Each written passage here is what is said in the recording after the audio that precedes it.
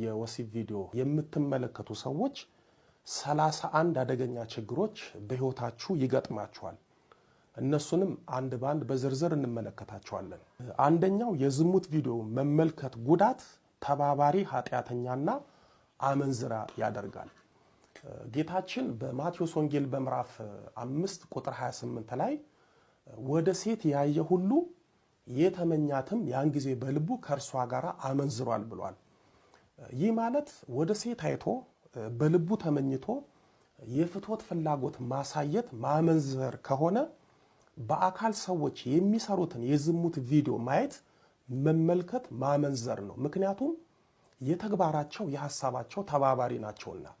ወዳጆቼ ሴትን ወይም ወንድን አይቶ በስጋ ፍላጎት ተመኝቶ ማየት ብቻ ማመንዘር ከሆነ ሴቶችና ወንዶች የሚሰሩትን የዝሙት ቪዲዮ በተግባር ማየት አመንዝራነት፣ ዘማዊነት ነው። ለምሳሌ አንድ ወንድ 10 የዝሙት ቪዲዮ ቢመለከት 10 ጊዜ ዝሙት እንደሰራ ነው የሚቆጠረው። እንዲሁም ከ10 ሴት ጋራ ዝሙት እንደፈጸመ ነው የሚቆጠረው። አንዲት ሴት 10 የዝሙት ቪዲዮ ብታይ ከ10 ወንድ ጋር ዝሙት እንዳደረገች ነው የሚቆጠረው። በየቀኑ ብዙ የዝሙት ቪዲዮ የሚመለከቱ ሰዎች በየቀኑ ከብዙ ሰዎች ጋር ዝሙት እየፈጸሙ ነው። በአመትና በአመታት ውስጥ ብዙ የዝሙት ቪዲዮ የሚመለከቱ ሰዎች መቁጠር ከማይችሉት ሰዎች ጋር በልቦናቸው፣ በህሊናቸው፣ በምናባቸው፣ በአካለ መንፈሳቸው ዝሙት ይፈጽማሉ።